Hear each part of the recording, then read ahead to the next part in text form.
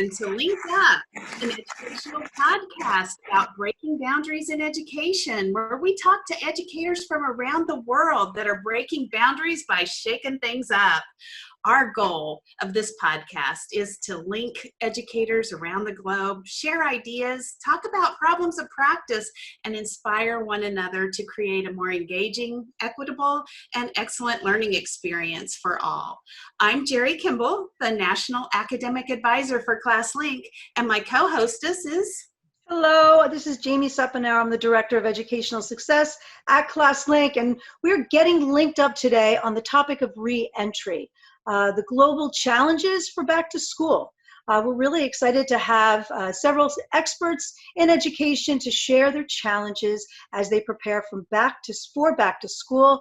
And our guests span the world. We have two on the East Coast of the United States, one in the Midwest of the United States, and one from the Middle East in the UAE.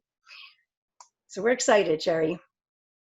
All right, well, let's start in the Middle East. And what I would like to have you do, John, we're going to start with you today. If you could give us your name, your role, the impact of COVID in your area right now, and your general plans for re-entry this school year. So, John? Okay. Hi. My name's John Carney. I'm the Director of Digital Technology at the British school Al Khabaira, which is in Abu Dhabi. I've only been here since February. Prior to that, I worked at Cranleigh, Abu Dhabi, which is another British international school here. In terms of COVID, the UAE has largely contained it, I think, so far. We got a few cases back in February, and very swiftly the government kind of reacted. There were a lot of preventative measures put in place. Face masks were mandatory. Social distancing measures. A lot of places were closed down, actually, shopping malls and so on. And very quickly, we were told that the schools had to close. So that was within about 2 weeks. So by mid-March, we were in a period of distance learning that went on for 14 weeks, ending in early July. So next steps for us, honestly, we coped, but nobody enjoyed that. It was awful being away from the kids, being away from our colleagues. So because the situation is largely contained, we are really pushing to reopen fully come September. So right now that's the plan. We've worked with the authorities. We've put a lot of measures in place at the school. We've been communicating with the families. And right now, as I speak, we are getting ready to reopen. All right, thank you. We're going to talk about some of those measures in just a minute, but thank you, John. Let's move on to New Jersey. Bernard. Hello, everyone. My name is Bernie Bregen. I'm the Superintendent of Edison Public Schools. We're in Central New Jersey in Middlesex County. Our community is about 17,000 students. The COVID status in our area, the New York metropolitan area, it tended to peak around April or May, and it was pretty significant. We had a large number of infections. I think we were the epicenter for the country for the time at that time. And that wave of infections has now spread across to other areas. And while here we've been relatively stable, and as my colleagues have said, we're starting to reopen, malls you can go to again and things like that. You have to wear masks around. We're looking to reopen our schools in September, but it's an ever-changing landscape. Our governor has made some different parameters as of 1 o'clock yesterday that are impacting us today. That we'll talk about as the discussion furthers. Thank you. Great. Thank you, Bernie. Mike Salvatore, let's hear from you. Hi, everybody. Thank you, Jerry and Jamie. What a great tag team you guys are. I'm excited. Yeah. Great energy with this hosting today. So as you said, I'm from New Jersey, right on the East Coast here. We are a coastal community, but an urban coastal community. So wide diversity in terms of economics, religion, race. So it's a really wonderful place to be. I've actually been here for 23 years, working in every capacity from substitute teacher all the way to superintendent. So I'm excited to be here. And COVID for us, no real impact at all. No, I'm just we're fine. Just like everybody else, we flipped everything on its head. And John, I can relate to your story. And Bernie's actually shared the data. We are neighboring counties and certainly colleagues and friends. So what he's talking about with the metropolitan area in terms of New York, New Jersey, it's the same data. But I will say, I think today will give us an opportunity to talk about not just the problem practices, as Jerry mentioned in our intro, but also the promising practices that we've known and learned along the way. So excited to be here. Thank you. Great, great. Thanks so much for joining us. And Stephen, tell us a little about yourself and your situation. Hey, good morning. Stephen Linkus, Kansas City, Kansas Public Schools. I'm the chief of staff here. We're actually in what's considered a hot spot. The Kansas City, Kansas area, Wyandotte County is one of the hot spots for the state of Kansas. So we're actually going to start the year going the first 9 weeks online. So our board has approved a plan to do so. But now we're on step 2, where we're looking at what will we do after 9 weeks? How are we going to attempt to re-enter? We'll, of course, be checking data, working with the local health department as well as the state. But it's really opened our eyes to a number of opportunities. It's been interesting, to put it mildly. I know my colleagues here probably have that same thinking at night of what's next. But it's a fluid situation. It's moment by moment. And, it's very exciting to share with some colleagues here what we have done and steal some ideas from them about what we can do. All right. Well, that's a great segue. You were talking about the nighttime. And as we watch TV at night, we hear about the back to school plans. But one of the things Jamie and I want to do on this podcast is peel back the onion, so to speak, and go a little bit deeper. And so we hear about plans on TV, but I want to know what keeps superintendents and school leaders and district leaders up at night. So Stephen, let's start with you. What are those things that are keeping you up at night? The little deeper things that you worry about? Yeah. Wow. So, with me, the biggest thing is are our students going to be getting a top-notch education? I grew up very much like the students in our district. I'm not from here, but I grew up in a community very similar.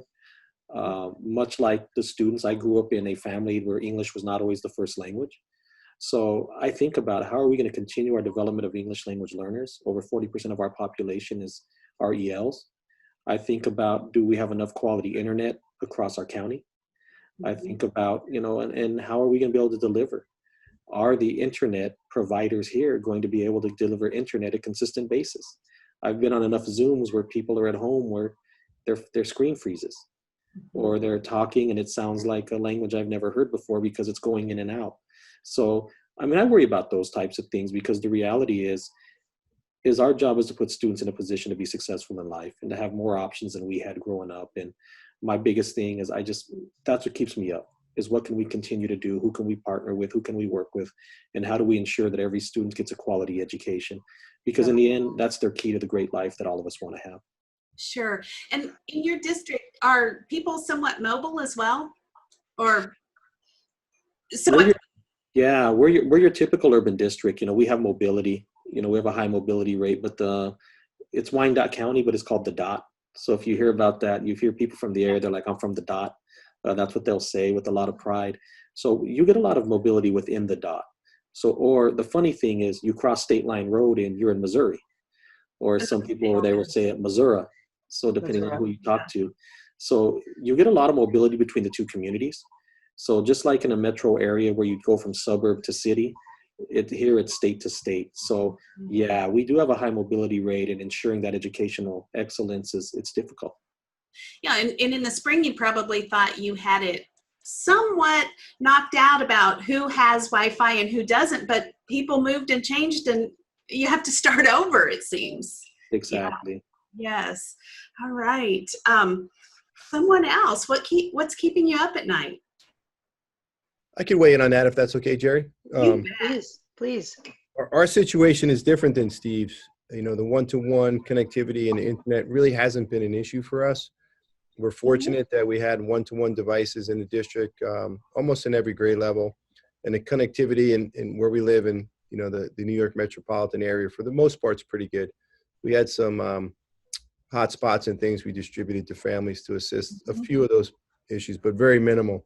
But what keeps me up at night is what we thought about when this whole thing first started. And like most of our panel guests, March was when it really, the excrement hit the air conditioning around here, and we had to shut down, and we closed, and basically everything shut down.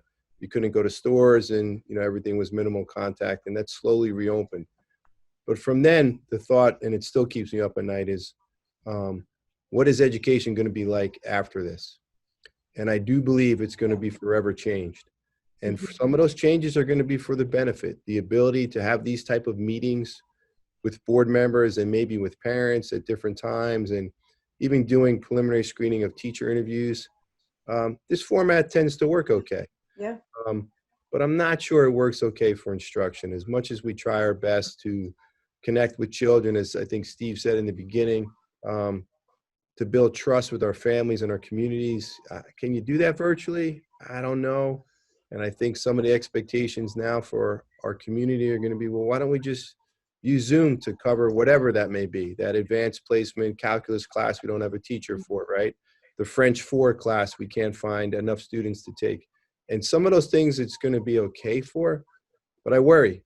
I worry about the expectations for public education, I think, are going to be forever changed. And that keeps me up at night.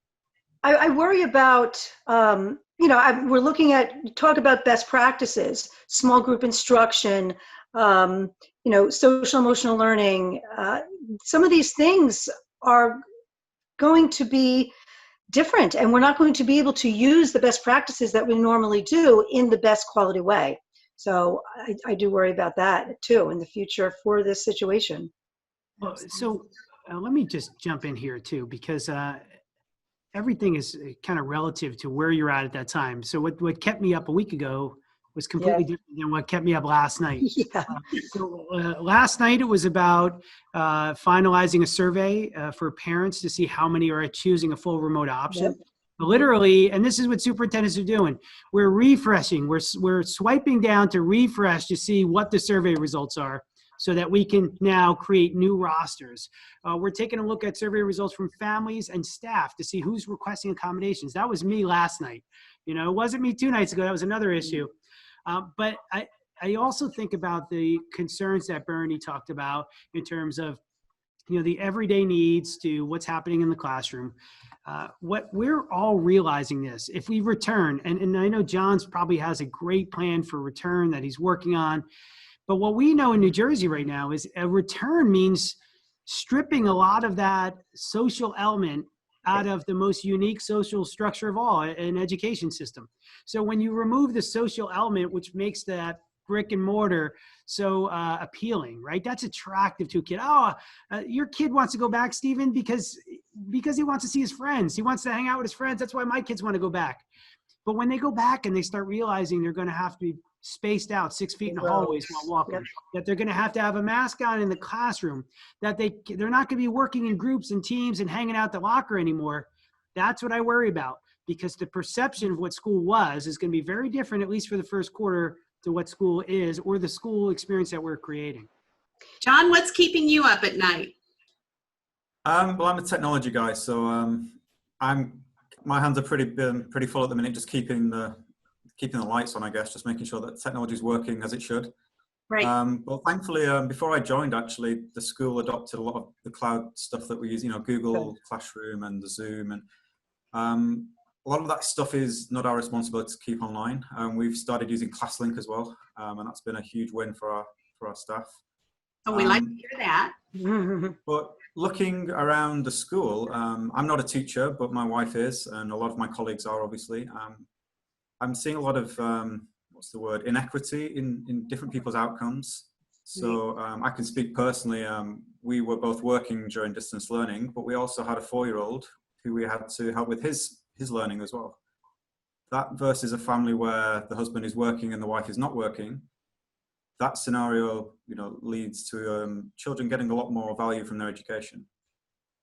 So that's one example. I think going forward as well, exams are going to be very different in our system. So I don't know if you keep an eye on the British education news, but this week was exams week, results week.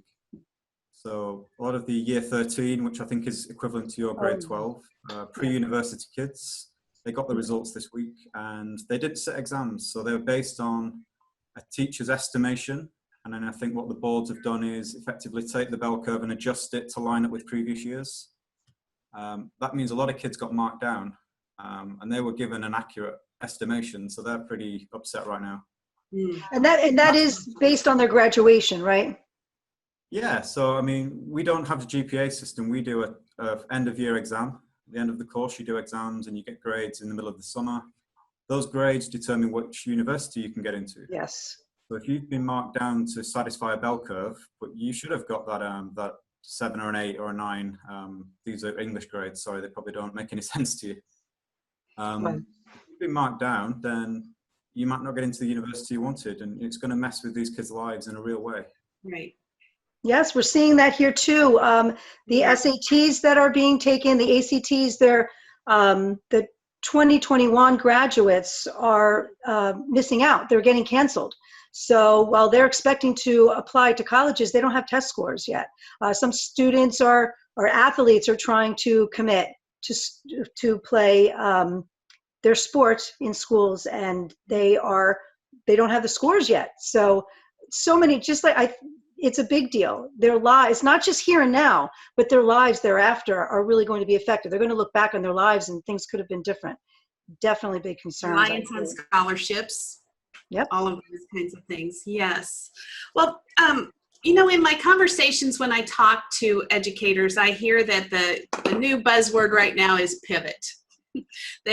People are saying we have to pivot, and when we pivot, we typically keep our foot planted firm on something. And I would surmise to say that that's probably relationships and good pedagogy and the things that we know are good for students and teachers and parents. But our foot goes in a new direction, and I'm interested to hear what are some of those new directions that you have pivoted towards since March and since COVID. What are new directions that you're going in your district since this has all started? And let's see, Mike, let's start with you. Yeah. Sure. I think I'm just going to attempt to address a problem that came up regarding how to connect with people virtually. I think we all struggled with that at first, and it's broad scope. What we attempted to do is actually stole something from Simon Sinek, who operates virtually all the time. We've read many of his books, like Leaders Eat Last and, you know, Find Your Why or whatever. But he has a remote team, and I watched his team operate in a framework they call a huddle. And they've never met physically as team members because they operate all over the world. So he only knows to operate remotely, and he realizes connecting with people is a priority. So what we started doing early in March with my leadership team, and this is what we all did, right? We just started communicating a lot more. Instead of having our monthly meeting, we had weekly meetings, and it happened everywhere because we were Zooming in and out. Mm-hmm. But how do we make that Zoom engaging and connecting? And he has a very simple framework where it starts with a mindful activity that everybody does in Zoom. So it's like me asking you guys, all right, close your eyes and take a deep breath and picture this. It's guided by somebody on the panel. The second piece is a big question of the day, and it's a pretty deep question they want people to really think hard about. And they circle back to that at the end. And then they go to people, they give virtual high fives and say, an example would be, hey, Jerry, do you want to give somebody today a virtual high five? And then they all put their hand up to the screen and give a virtual high five. They talk about what's on their heart and mind. And it's a simple framework. Then they connect back to that question. Some new content is introduced during the time. And it's a pretty succinct 45 minutes. I've used it not only with my leadership team for 13 weeks. I use it in teaching doctoral college classes at the local university. And it was powerful. And I'll tell you, the feedback I received afterwards were like, wow, that was actually almost more engaging and more connecting than some of our physical meetings. So that is a kind of a bright spot in a dark moment that has really helped us and find some innovation in reconnecting with our people. Do you feel like having the meetings more often too is a big part of that since it's virtual? You said typically it was once a month, now it's once a week. Do you feel like that's part of it, or? I think my mindset changed about the meeting, right? It's like we all know we can get information through a memo. So my purpose of adopting the process was around engagement.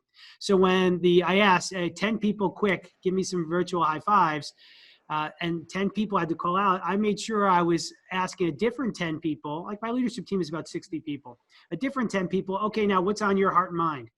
And we used the chat, we used turn and talk, we used small group sessions, we used everything to maximize that engagement in that time. Whereas if I had everybody physically there for a month, I introduced a topic, I maybe had them talk in a team about it, but this allowed us to carry themes over too, from week to week, give them a little homework to reflect on. So, I think there are a lot of elements that led it to be more engaging and connecting. I think that's Love fabulous. Yes. Can people just find that on YouTube if they wanted to find out more? Or? Yeah, actually, he has a quick 15-minute video on the overview, and you write down the elements, and that's all I did, and I just adapted it to my style a little bit, so it worked well.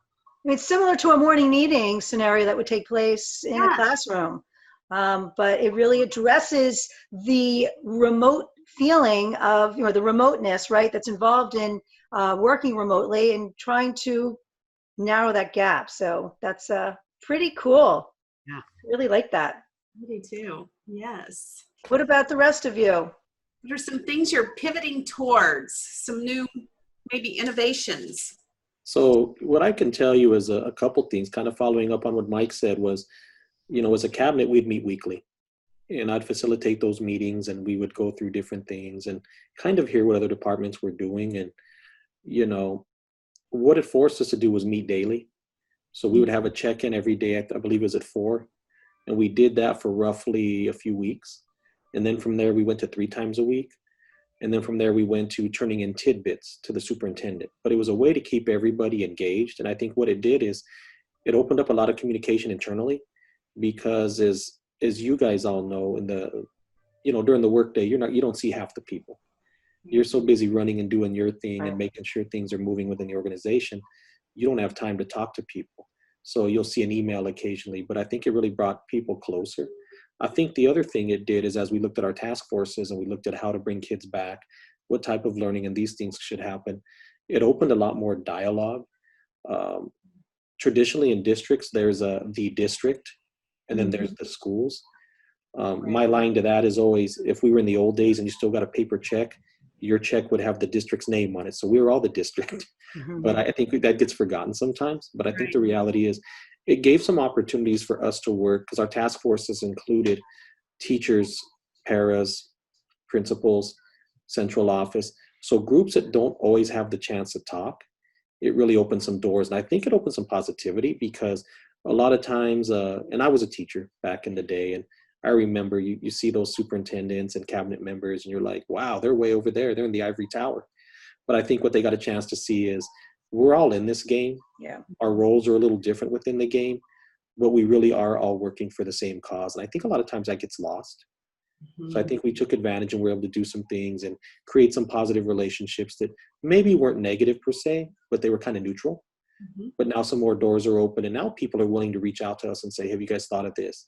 Do you think this is something that can happen? And I think that dialogue is key in any organization. Yeah, collaboration has definitely been enhanced. Absolutely. So although we are not together, it's reinforced that the need is there. So collaboration certainly, I think, is something that hopefully will stick even more. It's kind of transferring. I think a couple things. One is I think it's really interesting how Jerry put a positive spin on the pivot term, and that it's going to yield something productive, because most of the time we hear that, at least in our realm here, as people refer to it, the expectation is that we're going to be able to, switch directions on a dime and, go totally remote, go hybrid, go fully in person. No, and that's really difficult for large district, any district really. But a positive, I think, that came out of it, and I like Dr. Salvatore's using a program called the Huddle. As a former college football star that he was, it just seems very fitting to me. But anyway, not everybody knows that about Dr. Salvatore. But nonetheless, I think, and Jamie mentioned it too, the collaboration, and Steve, communication has become critically more important for us as school leaders, and not just with the normal population you would expect us to communicate with, not just with our colleagues, with our the public forums for our parents, but with everyone. Our teachers need to hear from us. Our administrators need to hear from us more. Our boards of education need to have more direct communication with us on a more regular basis, because as this pandemic response as a community, locally and nationwide, forces us to change and pivot almost daily. You know, Mike and I are still trying to adjust our plans and interpret what was said yesterday by our governor, and we haven't even figured out exactly what that response is going to look like today, and who knows what he's going to say tomorrow. And that's really forcing us to be a lot more meaningful and a lot more purposeful in our communications with all members of our community, which is probably a good thing. It's just a whole lot more work at this time of the year. For us in New Jersey is usually a relaxing period before we do the 2 weeks before school kickoff. So. Do you feel like your stakeholders are understanding that you are getting new direction all the time? You know, because we always hear that they didn't communicate. That's kind of what we hear from stakeholders, right? Do you think that they're understanding that you're getting new communication all the time and it changes daily? Or I think it depends on the stakeholders, right? Our teachers, our board members, they understand it probably more than our parent community, because our parent community, you know, we're all parents, at least I am. What are you most concerned about? How does this impact my child? Right. And that's where they're coming from. You know, it's funny, Mike and I were talking earlier about our different, he's in Monmouth County, I'm in Middlesex County, we're neighboring counties. And even within each county, our districts are very diverse. We surveyed our parent population, and we have almost 17,000 students. We're mostly a suburban district, and 72% of those surveyed chose remote learning as an option. They didn't want their children to attend school. When a local district neighboring to us had the exact same numbers in reverse, that 72% wanted to come in person if given the choice. So it really makes it hard to have a consensus as far as a decision across the county, across the state, and as we're seeing across the nation. It's very, you know, it's very related to our communities, and we are, at least around here, the school boards are the ultimate authority, and each individual school board in New Jersey, there's almost 600 of them, make those decisions independently almost. Yeah, so I think one of the things I'd like to kind of talk about is the school that I'm at right now. It's a community school. I think it's one of the oldest, if not the oldest school in Abu Dhabi for kind of Western expats. And there's been a real sense right from the beginning that we're here to serve and support the community. So when we kind of flip to this distance learning model, a lot of students, you know, being set work online, and they're having to do kind of attendance through online mechanisms. When they didn't perform as they might be expected to, when they didn't submit their work on time or they weren't present, rather than getting on at them and chasing them, it was very much a voice from the school of, is there anything we can help you with? How can we support you? And that kind of came through the whole time. And I think with everything that's going on right now, that's really important that you maintain that connection with your community. Like these guys have said as well, you know, you need to have the regular communication, you need to be very transparent. And context is key as well. So not every school is the same. I know a lot of schools in Abu Dhabi are not in the same situation that we're in. They may not be able to open this September like we do. But I think what's most important is that element of support and serving the community. Yeah, absolutely. Mm-hmm. You know, technology really has played an important role in this phase of remote learning that we've been in, and then obviously as we move toward it in some situations for back to school. John, what do you find has been really helpful? What have been possibly some silver linings in terms of the technology? You know, one consideration is the fact that teachers were, you know, we're talking about flexibility, right? Teachers had to jump right in. We all had to do it, whether we knew how or not, whether we had the devices that we needed or not. We all had to do it. And so what maybe are some things that are transferring, some lessons learned from the remote learning experiences to now, and you're going back full? Do you think there'll be any transference? What have been some things that you found that might be a positive? Yeah, I mean, there are definitely silver linings in this whole experience. In terms of technology, I came in with a very strong remit in February to to move the school's technology towards the cloud, Mm-hmm. to start using platforms like Google, and we're using Seesaw, things that can really engage the students beyond the school, so they can get into their work at home, they can involve their parents. And some of the teachers, this is all quite new to them and a bit scary. Any kind of change is scary. This has forced some of our teachers to really just accelerate their learning, and they've adopted these technologies really quickly. And some of the practice that's coming out is actually very impressive. Yeah. There was a huge kind of discussion as well around synchronous versus asynchronous teaching. So we began with a lot of asynchronous, just posting the work on Google Classroom and kids submitting work, and it was a lot of online kind of written interaction. But when we finally got around, we were comfortable using Zoom and that kind of thing. The synchronous lessons were just so successful because at the end of the day, the students really want to see their teachers and their friends online. And their friends, yes, exactly. So yeah, the way that we've adapted to the technology has been really nice to see. Speaking quite selfishly, it's made a lot of my initiatives much easier to push through. Funding's easier to obtain, and engagement's a lot easier now. Yeah, that budget line item went to the top. Yeah. Yeah. So good. Really excellent. Good. What about you, Stephen? So it's been really good for us. I mean, like Bernie mentioned, we were also a one-to-one district, so in that case, it was really good for us. But the hard part is, and those of you that know this area, we do have internet deserts in the middle of urban areas. So one of the things we run into was that connectability. Yeah. So one of the things we've had to look at, and our board, thankfully, allocated a number of dollars towards internet services for students, so that we can ensure that households do have internet and that they can be connected. What's that done for us is our technology department had to try various internet providers to see who worked where, and getting back to the pivot, I mean, the reality is, that may change the types of plans that we ordered for the kids. We may have to look back and say, okay, we needed more, we needed less. We need this type of plan with more gigs as opposed to this. So there's all those pieces involved. But I think what it's really done, and what I'm excited about is, we didn't have a learning management system as a district. I know in most districts that's generally the case, but we didn't have one. So it's really pushed us, accelerated that process. Our academics team has done a great job of getting that in motion.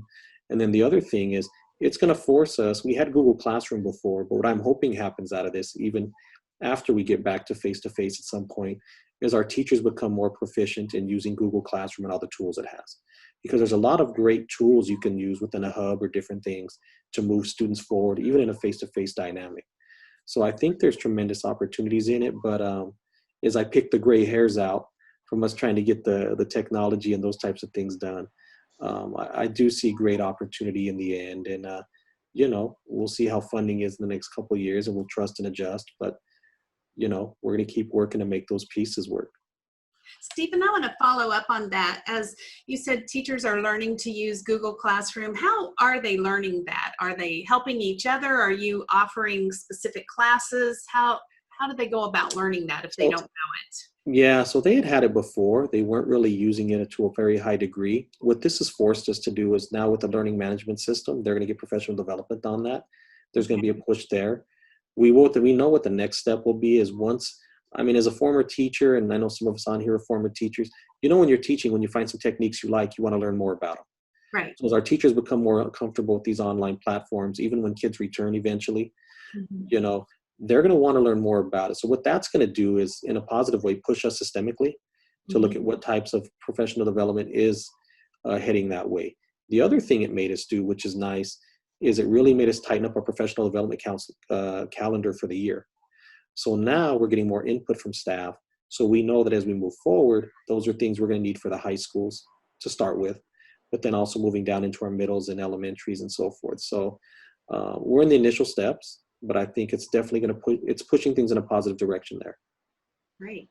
I love that. I love the fact that your teachers may have been hesitant with particular technologies in the past and kind of, put it on the back burner to learn. They were kind of forced into it and now kind of opened up a new world for them and have become excited and kind of dive into learning more about it. So I really think that there's some self-directed PD that's happening that hopefully will continue, as well as some, like you said, your PD calendar is opening up. So things are, I love that concept of the continual learning that this is sort of brought about. What about the Jersey guys? I'll take that one. Steve, and I would be considered a Jersey guy. I'm actually flattered to be called that. Thanks, Jamie. You are. Yeah. When you talk like we do, you're referred to as a Jersey guy wherever you travel the globe, because everyone could pick that up. Oh, but yeah. nonetheless, I think to carry on what Steve said is the professional development and the training. We did use Google Classrooms, but I'm not sure we use it as regularly or as with fidelity as we did during the pandemic when we went to totally remote. And now our teachers are embracing it as a great learning tool, learning management system for them. And we're fortunate here. We have a strong staff development team that's in place that regularly provide PD for our teachers. But this has helped inform what that PD is going to look like moving forward and how to embrace the synchronous instruction, how to use the learning management systems. And, I heard John mention Seesaw. That was something to which I was totally unfamiliar until this started. A lot of our younger elementary students are using that with their teachers. So, yeah, and it also provided opportunities for our PD to do a lot of this training virtually. We've had hundreds of teachers trained over the summer voluntarily via podcasts similar to this and different things that they were able to do. So, yeah, I think it's it enabled us to go back to what Jerry said, to pivot and adjust our professional development to be more attuned to what our needs were. And I think from that perspective, we become more responsive to what our staff needs are in providing them the professional development that they need to be successful. Mm-hmm. I love it. I love it. Very relevant to them. Yes. That makes a difference. How about in your situation? Who do we miss? Michael. The other Jersey guy. Hey, the other Jersey guy. Hey. So what we did this summer, we wanted to try to recapture another marking period. We started mid-June. We got out early in June because we worked through spring break. We started mid-June and tried to recoup 40 days of instruction. So we created a remote summer learning plan for our youngest learners. And we had hundreds of kids on. But what we did is we just took the old research that we've all known for years, which is basically whole group instruction is terrible. Like the longer you go, the more terrible it is. So, and we've been saying this for years, right? We've been trying to get our content specialists to realize that the longer you lecture, the more whole group instruction you have, the more it falls apart. Well, and you talk about baptism by fire or trial and error. People were thrown into a whole group instruction environment again. But now it was crazier because you had the Brady Bunch on steroids. You had 25 kids and everybody's looking at someone's background and what pictures and plants they had. It was insane. So they started to realize, I don't know if I can manage this space now with 25, maybe 30 kids. What can we do? So we train them on the value of small group instruction. We also train them on direct instruction as a whole group, being very specific and pointed in terms of this is what the skill we're focusing on today. This is the concept that needs to be learned. Introduce a sample, get them excited about it. Remember those old anticipatory sets where you get excited about it, but keep it at 10 to 15 minutes. You don't need a 35-minute lecture. Middle school and high school kids can find the answer before you finish your sentence. Absolutely. Right? So we started focusing on that small group where your teachers were trained on how to conduct a group just like this. One of us is the teacher, and I start extrapolating information according to that skill I introduced. And then I circulate through that. So now I finished with this group. I understand Bernie's goal for the week. I understand John's goal and Jamie's goal. I understand where they're at because we worked through it as a small group. And then I go on to my next group and I say to this group, all right, we're going to put you on this adaptive program. Log in. I hope you finished, the 30 problems or the story or the article. And then we're going to connect later this afternoon. We're going to connect tomorrow. We were doing that this summer. It worked really well. And I have people who for years valued a 45-minute circle time activity, which we're like, what are you doing circle for 45 minutes for? The kids can't even sit for 45 seconds, right? So Right. I had people start realizing, like, you know, this small group, this guided process is not just good for reading. This guided process is good for math. This guided process is good in the upper grades. So we actually saw that spark. So all we did was take the old research about whole group instruction, the research and the value for small group, and we've put it into action. And we have a great model in going into a better remote scenario come September. I love it. I love it. And I always say, because I do professional development for teachers too, and I always tell them your direct instruction should be no longer in minutes than your students are in age. And you know, think about it, even with when I do PD for adults, I don't do full day PDs anymore. No one wants to be there all day. We like, you know, just 2 hours, quick, short. So, and even so within there, give a little something and put them to work. Have them get involved in something hands-on, something independent practice. So that's exactly what the teacher should be doing. And they know that. And some of them were able to do that in their regular classroom. But then when they move to remote, it seems like, okay, we have to have everyone together. No, if you're using Zoom, you got your breakout rooms. You give them a little taste of something, push a button, and now they're working independently. And you pop in and out to check in and, you know, facilitate, right? No longer you're the sage on the stage, but you're that guide on the side. And the more that I think it's just kind of interesting how this scenario has brought that to light when it was harder to see when we were in person. It's really interesting. One of the problems we had that we had to accommodate was not every child had manipulatives in the home. Right. Who has stocky blocks to stack, or, you know, so we actually bought home kits for everybody who registered for our summer program. Okay. And we had a pickup that was somewhat of a debacle, but it worked out. We had everybody with their personalized learning kit, a little box at home that had materials and supplies to keep them learning throughout the summer. And our expectation, if we're in a remote setting, which we will be in some capacity, we are planning on doing the same thing, making sure kids have materials at home as well. That's fantastic. Did you have your teachers put them together, or how did that work? We had our supervisors and a group of teachers identify what good materials would be per each grade level. And then we put together these care packages that parents picked up right at the school, kind of like a drive-through scenario. Cool. So Dr. Salvatore, that was my question. Did you say that these were your younger students that you worked with? Because those are the ones that I worry about the most, the ones that are learning to read. And those are the ones I worry about. And then I also wanted to say that I had worked with virtual schools for a long time, and some of them would actually send out those kits to the little ones at home 3 times a year, and that is so helpful. It has all of the tools that they need. So I think that's a great way to do business. But it was your younger ones that you were working with? It was, preschool through 5th grade. Oh, okay. I love that. Yeah, that's great. So do you think that's something that you will continue? You know, because there's summer learning loss in a regular educational scenario. Yeah, we value that. I mean, we probably would just complement. I don't want to ever replace the face-to-face experience and those social interactions with a virtual experience. It's never going to be the same. What you can do is increase the number of touch points you have with a child, right? So you can actually connect with a kid multiple times a week. You can expose them to new content virtually, but you can't get into that deep learning component and really formatively assess that unless they're in a face-to-face social environment. Yeah, yeah. No, there is no replacement for sure. So, you know, when we think about the academics and the worry about the standards not being met, but not being able to keep up with our best practices, right?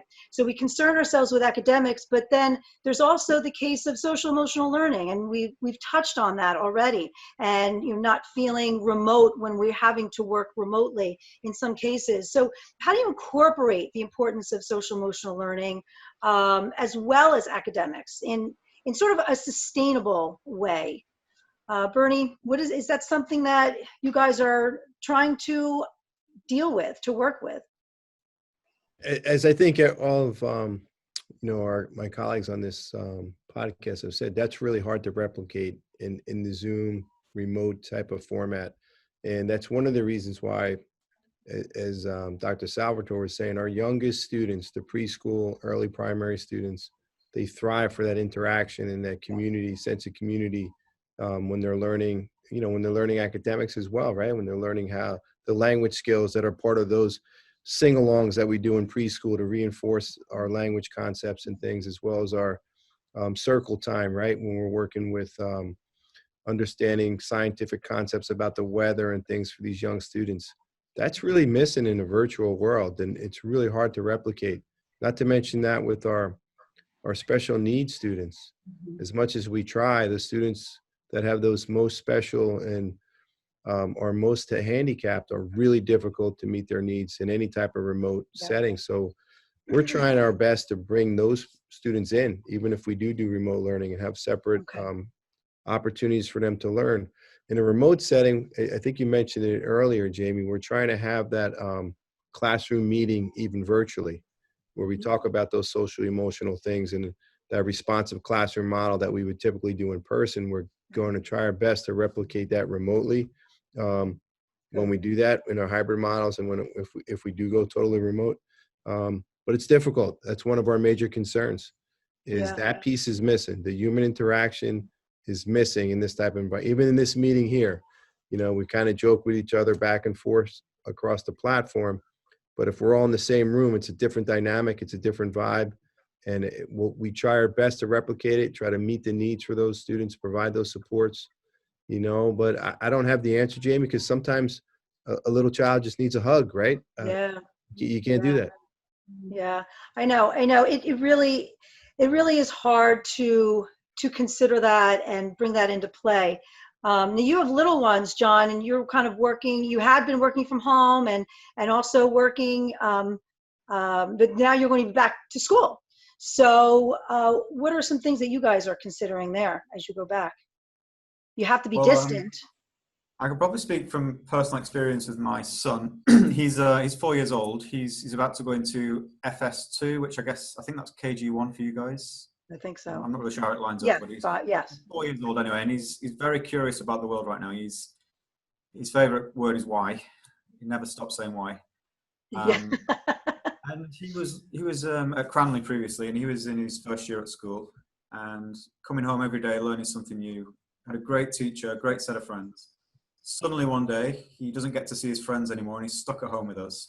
And I joke a lot, I say, my son needs to go back to school because he's driving me crazy. He never stops saying why, and he won't leave me alone. But the truth is, I'm really worried about his social development, because he needs his friends around him, and he needs to stop learning from YouTube. He's watching his iPad all day, learning about dinosaurs and outer space, but he needs to learn from his teacher. So I think that's not unique to us in any way. I think that's why the community at large wants to get their kids back into school, because that's the way they learn. That's particularly at that age, they need the teacher to be with them. One logistical thing that we're sort of working on is higher up the school, we need to have a lot of social distancing in place. We need 1.5 meters between each child.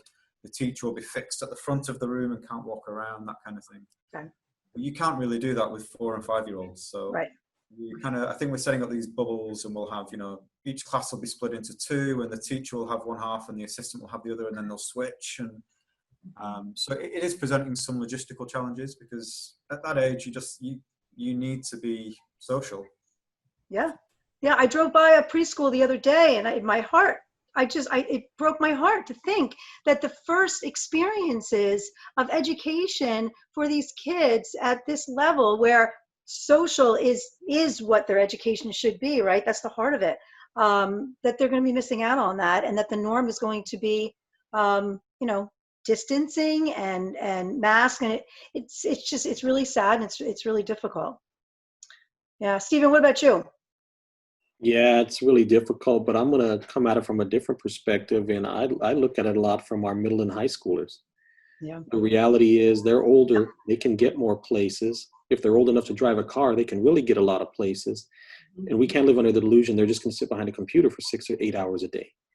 They might sit behind their cell phone that long, but they're not going to sit behind a computer that long. But the reality is, we've seen an uptake in gang violence. Oh, And a lot of that is when you are at home, which we were for a long period of time, and there was really limitations on where you could go, you lack that human interaction. right. So if you're not at school and you're not engaging in Wow. some of the positive activities, Mhm. you're going to look to be part of something. Right. So unfortunately, you're seeing some uptakes in those types of things. And those social pieces are huge, because if you can get your kids back at school and they see their favorite teacher every day, and I'm speaking from a higher level because they've already spoken, with the younger kids, but you get those middle and high schoolers, they need that positive adult, because a lot of times their parents are working 2 jobs a day, Yep. and they don't have the time because they're keeping a roof over the kids' heads in a lot of urban environments. So they need that positive, not just with their friends, but also with their teachers, also with that coach, also with that band director, also with that drama, we can go down the list. So I think that's where the hard part comes in. And I think, my colleagues have hit on this very well. There's some great things we can do with virtual, but reality is it's like any program we buy. It's an enhancement. Right. Your first tier instruction, your first tier connection, those relationships all have to be authentic to begin with. And then the other pieces enhance it and take it to another level. Yep. So that's been the difficulty. And I mean, we offer a lot of things. We have access to our counselors, social workers, they can get to them online, but it's just not the same. It's a Right. different kind of relationship. Yeah. Curriculum, instruction, social emotional learning, they play the lead, but the technology only plays the supporting role, and it's only going to be that way. The face-to-face, nothing beats it. What about with you, Dr. Salvatore? So we realized that getting people back started with having the right mindset, where people really had to have the right frame of mind. So we started a concept we're calling wellness circles, where we're bringing our 12-month staff back in a slow transition throughout the summer. We started early July with our coaches, because for some odd reason, America values athletics more than anything. So coaching was the first thing to get off the ground, but we started wellness circles with all of our fall coaches and assistant coaches. And we had a trained life coach, social worker, come in and walk all the coaches through their experience of COVID. And we were able to identify what coaches need additional support or some reinforcement in terms of also who needed additional intervention beyond the scope of that meeting. We did that as a trial. We did it with our student athletes when they came back for all of our fall sports. And then we're working through cycles of people at each location of 12-month employees right now and 10-month.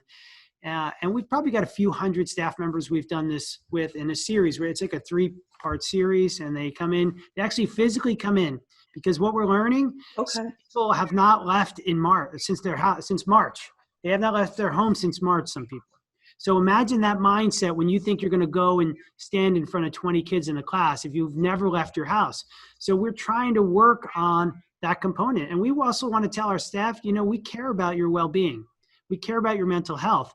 So if you reveal something in one of those sessions, or somebody feels the need to tap you on the shoulder afterwards, we're trying to get you in the right frame of mind so that you can come in, and also so that you can conduct these small wellness circles when we start school physically for children, whenever that may be, so that we can start identifying what children need additional support. I mean, the word trauma has been used way too frequently, and not because it's not warranted. It's being used too frequently because it exists. And we realize trauma is not just some enormous event that occurred in your life. It's the things that happen right in front of you every day for some of our kids. And I know, Stephen, you really can connect to this, because the region that you work in is very similar to my region. You have kids who experience real hardship, dysfunction in their home, in their lives every day. And they need to be coached through that. They also need to realize that dysfunction is not normal. They need to, and they need to be provided with mechanisms to de-stress, right? To cope with that scenario so that they can get beyond it. So this is our focus right now. We do plan to have the first 10 days of school to be a heavy focus and interlacing of social emotional learning, which also means conversations about race and equity because we know that is a driver of mindset as well. And if we are ignoring the conversation just because we're remote or just because we're in the amidst COVID, then we're doing a disservice to our population. Kids want to talk about this. They need to talk about it, and they need to be guided by professionals in this area. So it's a lofty task, but weaving in SEL and equity mixed in with content is challenging, but it's certainly something we're up to. Wow. Yeah, that sounds absolutely like a big, lofty task, but so worth the effort. I think it's absolutely innovative. I think it's fantastic. So I think certainly it has its important place in there, and any chance that you can continue that throughout the year is going to be a really big benefit for sure. You mentioned sports a little bit too. I think both Stephen and Michael, you both at one point had been working on Esports Leagues. You might be in the back burner, but could be something that you could start considering again, especially if these fall sports, I mean, right now, fall sports in New Jersey might be happening. What's happening with you, Stephen? Are they being canceled? So ironically enough, the CASHA, which is our state Activities and Athletics Association, is left it to local jurisdictions. Our board on Tuesday decided to suspend sports for the fall season. So a number of our neighboring districts will be having sports. So we're going to see how that goes. And I understand we have very high positive testing rates here in our county, and it's a sad thing, but that's the direction we're going. So, one of the things we've also examined is how can we incorporate esports? What are some things we can do to engage students? Because the reality is kids need something to do. Yeah. We're also going to look at county guidelines and see if there are opportunities to continue workouts. I mean, we had 8 weeks of workout this summer. We had 0 positive cases in a hotspot. So we did a great job with the masking and all the other fun stuff. It was very unique to go watch, but it was great to see the kids out there. Did they practice in pods? I'm sorry, I just wanted to ask. Yeah, so what we did is we kept them in smaller groups depending on what the county allowed. So at one point it was 15. At another point they can be in groups as big as 45.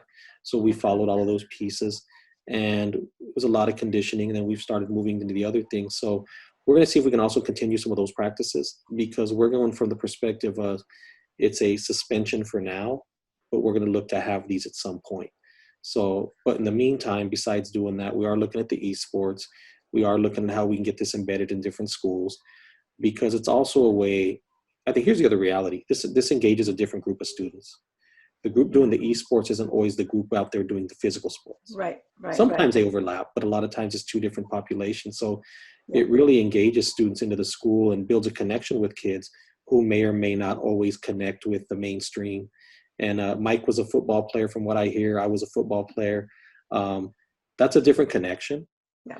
The kids who aren't part of that, or part of a band or a drama club or what have you, it's a different connection to school. So an esports can really draw them in and brings that competitive spirit out, some school pride, and, a different type of thing to build ownership and build community. Challenge accepted. Yeah. So I think Bernie and John, we could have, think about it. This would be the first international scrimmage if we can get this off the ground. I mean, I want to brag a little bit. We've got one of the hottest gaming centers that we've yet to reveal that we put in place before April. And it's been sitting there with all this high-tech equipment and monitors and gaming headsets and gaming chairs. We have to connect offline, because I think an international scrimmage is something that can make some headlines, and our kids, they really thrive around competition. This is a perfect venue for it. Yep. That would be exciting. All right, get it going. Yes. Absolutely. We'll get that right after this. Stay on. Get those out, and so everyone can watch for this international scrimmage that's going to take place shortly. We've had a really great conversation around difficult topics today, and we really appreciate all of you joining. We appreciate, of course, all of your efforts and your flexibility that you're doing for your communities. But we're here being linked together, and what is linking us, despite all of these challenges, I think really the decisions that are being made are all about the wellness and the well-being of students, teachers, families, the whole community. And that's really at the heart of each of your decisions and all of the decisions that you have to make in order to move forward. So we really sympathize with your situation, and we really thank you for joining and sharing it all. And I just wanted to say that next week we're going to have the psychology of the pandemic. We're actually going to have one of Dr. Salvatore's social workers talk more in depth about the wellness circles. And we're going to have some other people from mental health talk about what we need to be looking for and dig deeper into that topic. And then the following week, we're going to talk about equity with Ken Shelton. And so we're excited about those two topics for the rest of the month. So we hope that you will tune in for those as well. But most of all, thank you all for the work that you're doing, and thank you for your time today. We really appreciate it. Thank you. Thank you very much. Thank you, Jerry. Take care, guys. Thank you.